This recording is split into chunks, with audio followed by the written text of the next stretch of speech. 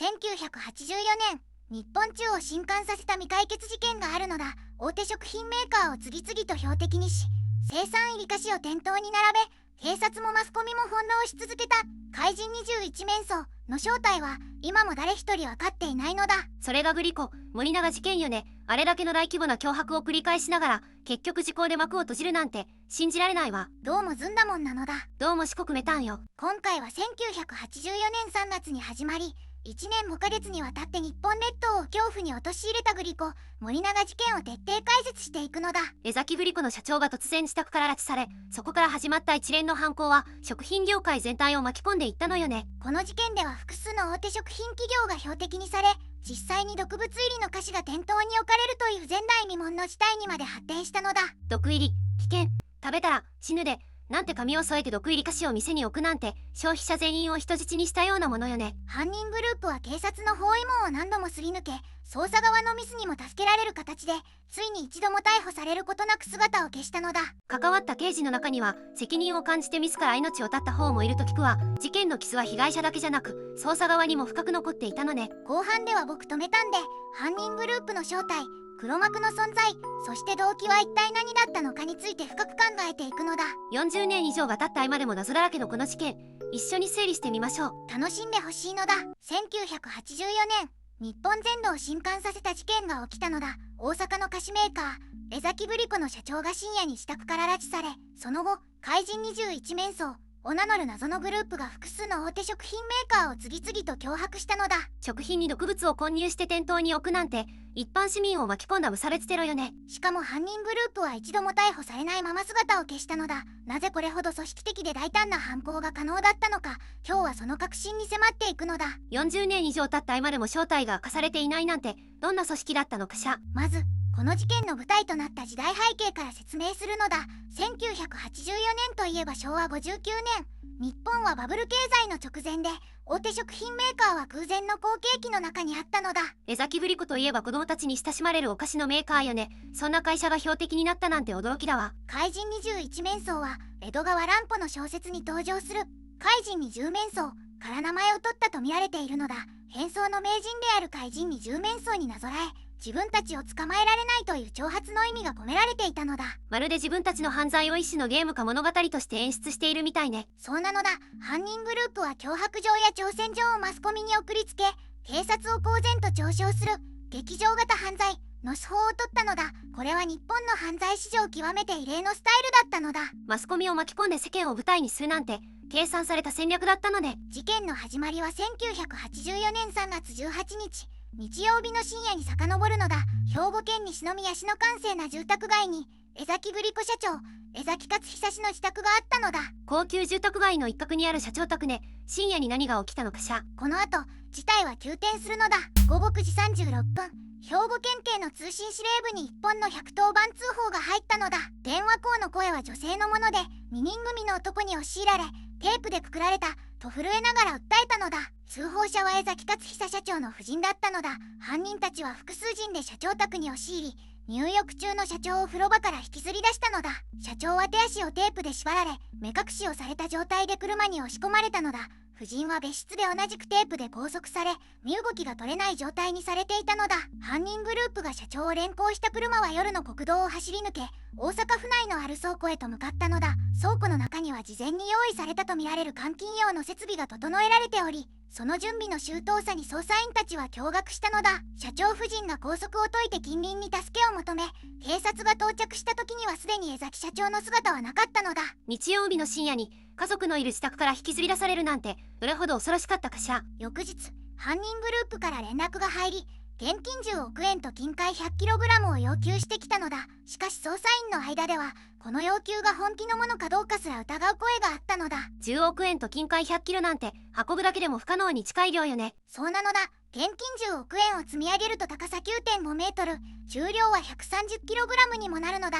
これに金塊 100kg を加えれば現実的な受け渡しはほぼ不可能だったのだ。最初から金が目的じゃなかったということかしら。江崎社長は監禁された倉庫の隙をついて自力で脱出に成功し、3日後に保護されたのだ。社長が語った監禁中の様子によると、犯人たちは複数人おり、冷静かつ訓練されたような動きをしていたそうなのだ。素人にはできない犯行ね。事前に計画を練った組織だったのは間違いないわ。社長が無事に帰還しても怪人21面相は活動をやめなかったのだ。それどころか今度は江崎グリコ本体に対して脅迫状を送りつけ、商品への毒物混入を示唆し始めたのだ。社長を解放したら終わりかと思ったら、むしろそこからが本番だったのね。1984年4月23日、犯人グループはマスコミ宛てに2通目の挑戦状を送り、初めて怪人21面相を名乗ったのだ。その文面は流暢で皮肉に満ちており、警察をアホと罵る表現が随所に見られたのだ。警察を公然とバカにするなんて、自分たちは絶対に捕まらないという強烈な自信があったのね。犯人グループの組織的な特徴として、まず役割分担が非常に明確だったことが挙げられるのだ。現場での実行役、脅迫状の作成、送付役、そして現金受け渡し時の見張り役と複数人が分業して動いていた形跡があるのだ。まるで企業のような組織構造ね。さらに驚くべきことに、犯人グループは警察の無線を傍受できる機器を持っていた可能性が指摘されているのだ。捜査員が張り込んでいる場所を事前に把握し、現金受け渡しに一度も現れなかったのだ。警察の動きを先読みしていたということ？それはもはや普通の犯罪集団じゃないわ。次に標的となったのが森永製菓だったのだ。怪人21面相は1984年秋から森永製菓の製品に毒物を混入させたとして複数の脅迫状を送りつけたのだ。実際に店頭の商品に手を加えていたとしたら、知らずに買った一般の人が被害を受けかねなかったのね。毒入り、危険、食べたら死ぬでという紙片を貼り付けた生産入りの菓子が実際に各地のスーパーで発見されたのだ。被害を受けた企業はグリコと森永製菓にとどまらず、丸大食品、ハウス食品、富士屋、駿河屋と次々と標的が拡大していったのだ。食の安全そのものを人質に取るなんて、どれだけの人が不安を抱えたか許せないわよ。ここで標的となった企業と被害者についてまとめておくのだ。最初の被害者にして最大の標的となったのが江崎グリコで、社長江崎勝久氏が直接の拉致被害を受けたのだ。江崎社長はどんな人物だったの？江崎勝久氏は当時40代後半の経営者で、創業家の3代目として江崎グリコを率いていたのだ。地元の財界でも信頼が厚く、従業員からも慕われていたと伝えられているのだ。そんな人物は突然深夜に自宅から拉致されたので、家族はどれほど怖い思いをしたか。社長の母と夫人は犯人に対してお金なら出しますと必死に訴えたのだ。しかし犯人は金排卵と冷たく言い放ち、要求の本質が金銭目的ではない可能性を早い段階から示していたのだ。お金はいらないって言ったの？それなら何が目的だったのかしら。この発言は後の捜査でも大きな謎として残り続けるのだ。もし純粋な金銭目的なら、成人男性の社長より抵抗できない家族を人質にする方がリスクが低いはずなのだ。確かにわざわざ社長本人を狙った理由が見えてこないわ。次の主要被害者は森永製菓の経営陣で、怪人21面相は製品への毒物混入を武器に繰り返し恐喝を行ったのだ。森永製菓の商品が次々と店頭から姿を消し、会社の売り上げは壊滅的な打撃を受けたのだ。企業だけでなく、そこで働く従業員や取引先まで多くの人が影響を受けたのね。その他丸大食品、ハウス食品、富士屋、駿河屋も脅迫状を受け取り、一部は実際に身代金に相当する金銭の要求を突きつけられたのだ。各社は対応に追われ、日本の食品業界全体に深刻な不信感が広がったのだ。日本中の消費者がスーパーの棚の菓子を手に取るのが怖くなった時代だったのね。怪人21面相が送り続けた脅迫状、挑戦状の総数は数十通に上るのだ。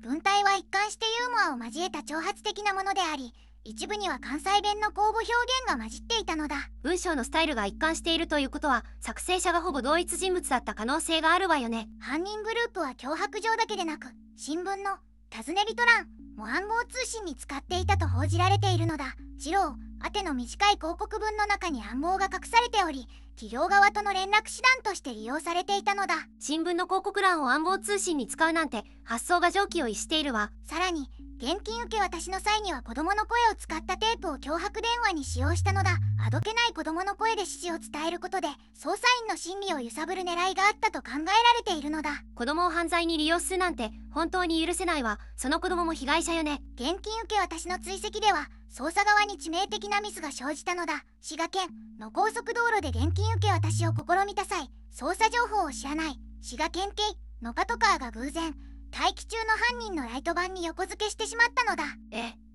連絡が取れていなかったということ？そうなのだ。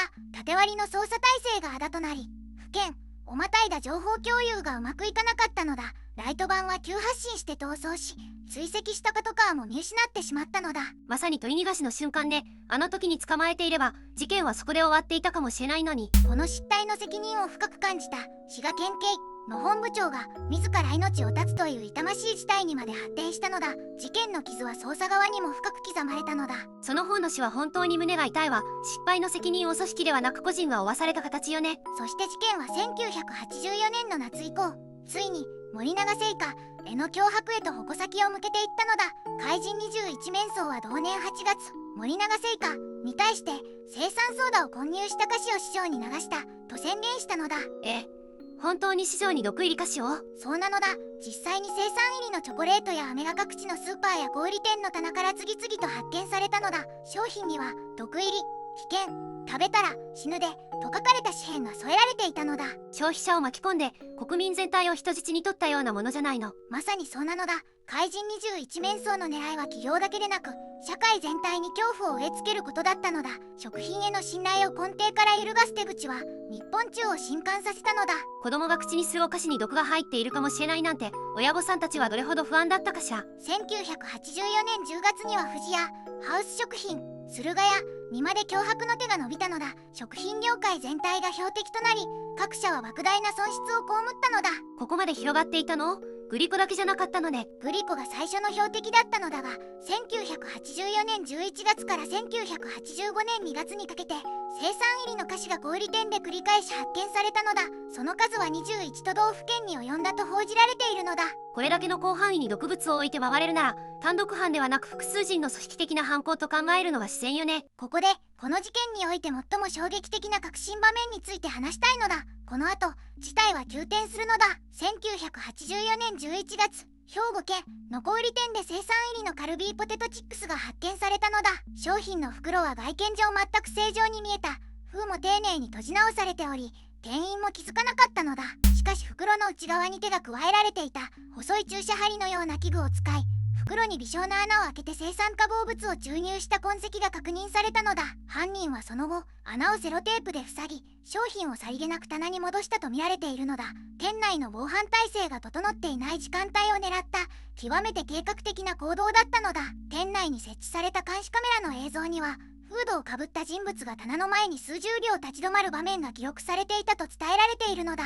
その人物はカメラを意識したかのようにうつむき、顔を隠したまま商品を手にした後、静かに立ち去ったのだ。もし一般消費者がその商品を購入し口にしていれば、死者が出ていた可能性が極めて高かったのだ。店の棚に毒入り商品を置いて何事もなかったように去っていくなんて、想像するだけで背筋が凍るわ。幸いにも毒入り菓子を口にして死亡した被害者は出なかったのだ。しかしこれは運に救われた部分が大きく、社会的な被害は計り知れなかったのだ。死者が出なかったのは本当に奇跡だわ。でもどうして誰も食べなかったの？多くの場合、異臭や外観の異常に気づいた消費者や店員が通報したケースがほとんどだったのだ。また警察からの注意喚起が広まり、消費者が購入を控えていたことも大きかったと言われているのだ。世の中全体が警戒していたということね。それ自体が犯人の意図通り社会に恐怖を植え付けることに成功していたとも言えるわ。一方で企業側の損失は壊滅的だったのだ。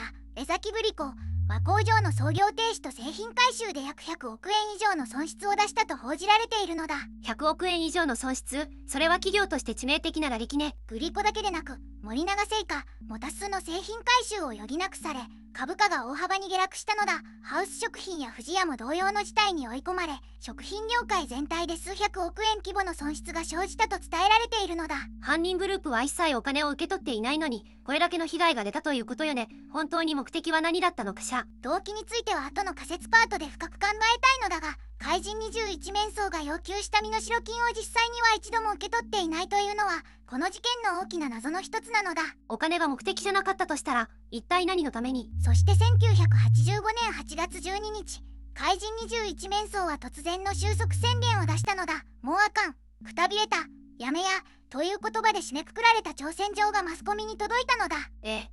突然やめたの？逮捕されたわけでもなく自分たちから？そうなのだ。何の前触れもなく一方的に幕を下ろしたのだ。最後の挑戦状には、警察もアホやし記者もアホばっかりやと警察とマスコミをあざける一節が含まれていたのだ。勝ち逃げ宣言みたいなものじゃないの。警察を完全に嘲笑っているわよ。その後捜査は続いたのだ。1994年には時効の問題が浮上したのだが、グリコ社長誘拐事件については1999年3月に時効が成立したのだ。時効が成立してしまったので、被害を受けた企業や関係者の方々はどれほど無念だったかしら。日本の刑事時効制度は当時最も重い罪である殺人罪で15年、誘拐罪や恐喝罪などは7年から10年に設定されていたのだ。怪人21面相の犯行は時効期間内に解決できなかったため、法的な訴追は不可能となったのだ。時効制度が犯人を守ってしまうという皮肉な結果ね。現在は殺人罪の時効は廃止されたけれど、この事件には間に合わなかったわ。捜査の過程でいくつかの有力な手がかりが存在したのだ。最も有名なのが狐目の男の目撃情報なのだ。狐目の男。1984年11月に滋賀県うちの現金受け渡し場所付近で捜査員7名が目撃した細表で狐のように切れ長の目をした男のことなのだ。目撃した捜査員たちは職務質問をしようとしたが、情報共有不足から声をかけるタイミングを逃したのだ。7人もの捜査員が目撃して、それでも取り逃がしたの？そうなのだ。その後この男の似顔絵は広く公開され、長年にわたり重要参考人として捜査が続けられたのだ。しかし狐目の男の正体は今日に至るまで特定されていないのだ。顔まで公開されたのに誰も名乗り出る人はいなかったのね。またこの事件では証拠隠滅の痕跡も色濃く残っているのだ。脅迫状は全て切り抜き文字を貼り合わせた印刷物で、指紋が一切検出されなかったのだ。指紋が全く出なかったということは、相当念入りに証拠を消していたということよね。脅迫電話に使われた録音テープも子供の声を使うことで声紋による個人特定を困難にする意図があったと見られているのだ。使用された車は全て盗難車で、犯行後は跡形もなく処分されたのだ。あらゆる証拠を残さないように徹底していたわ。素人にできるレベルじゃないわよね。捜査関係者は犯罪傾向の進んだ人物による計画性の高い犯行と現場を見た第一印象を記録に残しているのだ。それほど手口が洗練されていたのだ。組織的な訓練を受けた人物、あるいはそれに相当する経験を持つ者が関与していたと考えるのが自然ね。現在もこの事件は未解決のままなのだ。警察庁広域重要指定114号事件として記録されており、全ての時効が成立した現在も事件の真相究明を求める声は絶えないのだ。時効が成立していても真相が闇に葬られていいはずがないわ。これだけ多くの企業と人々が傷ついた事件なのだから。ここからは僕とメタンの見解を話したいのだ。事実だけじゃわからない部分について私たちなりに考えてみるわよ。まず最初に考えたいのは怪人21面相という組織の正体なのだ。捜査当局でさえ解明できなかった謎の集団がなぜあれほど組織的に動けたのかということなのだ。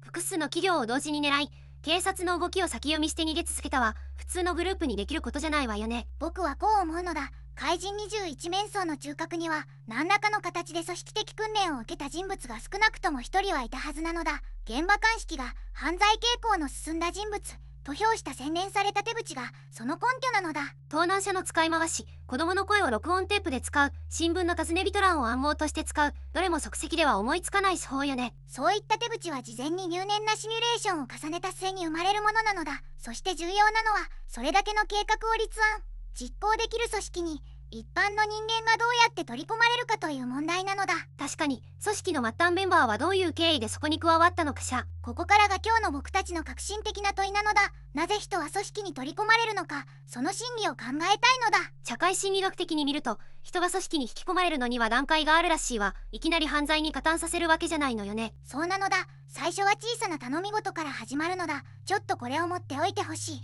ここで見張りをしていてほしいといった一見無害に思える依頼からスタートするのだ。断れない状況を少しずつ積み重ねていくのね。気づいた時には引き返せなくなっているということかしら。これを心理学ではフット、イン、ザ、ドアと呼ぶのだ。小さな承諾を積み重ねることで人は大きな要求にも応じやすくなるのだ。最初の一歩を踏み出した自分を正当化しようとする心理が働くからなのだ。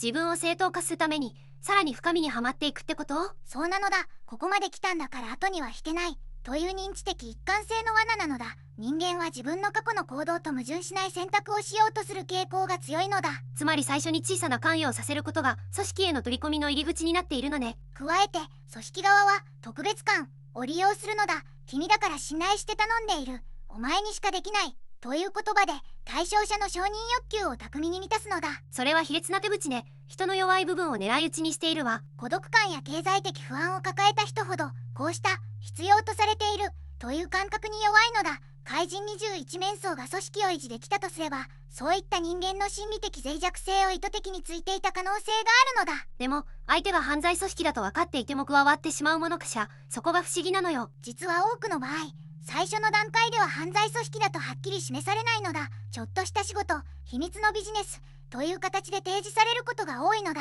徐々に本当の姿を見せていくということで、気づいた時にはもう手が汚れているという状況を作り出すのかしら。そうなのだ。そしてその段階でお前も共犯だという事実を突きつけることで離脱を防ぐのだ。これは心理学でいうコミットメントと一貫性の原理の悪用なのだ。つまり被害者を加害者として縛り上げることで逃げ道を塞いでいるので許せないわ。怪人21面相の犯行を振り返ると、複数の人間が役割分担して動いていたことは明らかなのだ。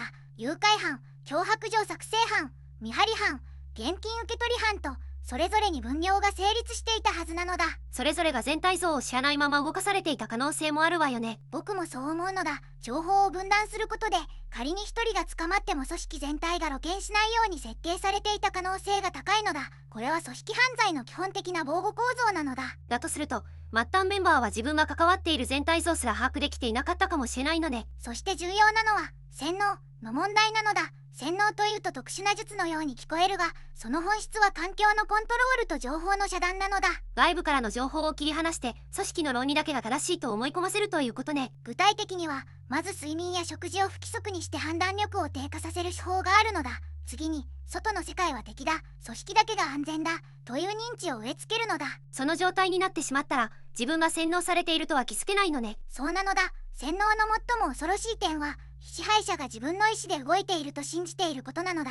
自分は選んでここにいるという感覚が支配構造をより強固にするのだ。自発的な服従を演じさせることで支配者は手を汚さずに済むということかしら。怪人21面相が複数のメンバーを長期にわたって組織として維持できたとすれば、何らかの形でこのような心理的拘束が働いていた可能性があるのだ。でもそこまで考えると自分は大丈夫という感覚が一番危険なんじゃないかしら。まさにそこなのだ。心理学の実験では自分は騙されないと自信を持つ人ほど実際には操作に対して脆弱であるという結果が繰り返し示されているのだ。自信があるほど危ないってこと？過信は警戒心を緩めるからなのだ。こんな話に乗るわけがないと思っている人はその前提が崩れた瞬間に対処できなくなるのだ。組織的犯罪者はそこを狙っているのだ。自分は絶対に騙されないと思い込むこと自体がすでに罠の中にいるということかもしれないわね。怪人21面相の事件に当てはめると、脅迫を受けた企業の社員たちもまさか自分たちがこれほどの組織的犯罪の標的になるとは思っていなかったはずなのだ。日常の中に突然非日常が侵入してきた感覚だったのでしょうね。そして一度組織的犯罪の渦中に巻き込まれると、被害者側もどこに訴えればいいのか、警察に行って逆に危険になるのではという思考の袋小路に陥るのだ。恐怖による支配が被害者自身を孤立させる構造になっているのね。僕はやっぱりグリコ・森永事件の背後には一定の心理的訓練と組織論理を熟知した設計者が存在したと思うのだ。末端メンバーはその論理の中で動かされていた駒に過ぎなかった可能性が高いのだ。私も同じ見方をしているわ。ただその設計者が誰だったのかという謎は時効が成立した今もなお解かれていないのよね。首謀者の人物像について僕はもう少し深く掘り下げたいのだ。どんな点が気になるの？怪人21面相が見せた行動パターンにはカリスマ性、恐怖支配、金銭的依存の3つが絡み合っているのだ。だがそのどれが中心軸だったかによって首謀者の人物像は全く変わってくるのだ。確かにただ金が欲しいだけなら実際に受け取りに来るはずよね。でも何度も現金受け渡しを指定しておきながら姿を見せなかったわ。そうなのだ。現れないという行動自体が金銭的動機よりも自分たちが優位に立つことへの執着を示していると思うのだ。つまりお金そのものじゃなくて企業や警察を翻弄することに快感を覚えていたということかしら。僕はそう考えているのだ。挑戦状の文体を見てもアホな警察、会社の偉いさんという言葉が繰り返され、権威への強い敵対心と自分たちが賢いという自負がにじみ出ているのだ。カリスマ的な人物が我々は体制の外側に立つ存在だという論理でメンバーを束ねていた可能性があるわね。僕もそう思うのだ。恐怖支配だけでは長期間の組織維持は難しいのだ。思想的な求心力があってこそメンバーが自発的に動き続けられる構造が生まれるのだ。でも思想だけでは食べていけないわよね。生活費や活動資金はどこから出ていたのかしら。そこが鍵で、犯行グループは活動中に複数企業から金銭を実際に得た形跡もあるのだ。資金が組織の末端メンバーに流れることで、この組織にいれば食えるという金銭的依存も同時に機能していた可能性があるのだ。カリスマ性、恐怖、金銭の3つが巧みに組み合わさっていたということね。どれか一つじゃなかったわ。まさにそうなのだ。僕が最も重視するのはカリスマ性の部分で、首謀者は自分たちが社会の矛盾をついている正義の側だという物語を構築する能力を持っていたと思うのだ。それは怖いわね。暴力じゃなくて物語で人を縛る首謀者ということ？そうなのだ。そしてその物語の強さがメンバーを警察に密告するどころか最後まで沈黙させた最大の要因だと思うのだ。組織が長期間摘発されなかった理由にもその沈黙の構造が深く関わっているわよね。ここで構造批判に移りたいのだ。まず警察側の問題として、当時の広域捜査体制がいかに機能不全だったかを見る必要があるのだ。滋賀県警のパトカーが誤って容疑者車両に接触してしまった件は情報共有の欠如を如実に示しているわよね。あの場面は象徴的なのだ。大阪府警と兵庫県警が合同捜査本部を設置していながら、隣接する滋賀県警には現場の作戦情報が届いていなかったのだ。縦割りの弊害がまさに最悪のタイミングで出てしまったわ。そしてあの失態の責任を取る形で滋賀県警の本部長が自ら命を絶つという痛ましい結末が起きたのだ。組織の失敗が個人の死に帰結する構造もまた日本社会の問題を映し出しているのだ。組織全体で抱えるべき責任を一人が背負わされてしまった悲劇ね。次にメディアの問題なのだ。怪人21面相は新聞社に挑戦状を送ることでマスコミを自分たちの広報機関として利用したのだ。報道することが犯人を利していたという構造ね。難しいジレンマだわ。当時の各紙は挑戦状の内容をほぼそのまま掲載し、犯人の劇場を全国に中継する役割を担ってしまったのだ。報道機関としての判断よりもスクープ競争が優先されていた側面があると思うのだ。視聴率や販売部数のために犯人の舞台装置に加担していたとも言えるわよね。そして行政、食品業界の対応にも問題があったのだ。毒物混入の菓子が店頭で発見されても回収、流通停止の判断が遅れ、毒入り、危険、食べたら死ぬでの紙片がついた菓子が実際に店頭に並び続けた局面があったのだ。消費者の命より経済的損失を優先したということかしら。それは許せないわ。グリコ製品のボイコット運動が全国に広がり、株価は暴落し、グリコは実質的に経営危機に瀕したのだ。それほどの損害をかむりながら、行政は食品安全の強制的な管理体制を構築する動きを取れなかったのだ。犯人の脅しに社会全体が翻弄されているのに、それを止める仕組みが整っていなかったということね。時効の問題も改めて考える必要があるのだ。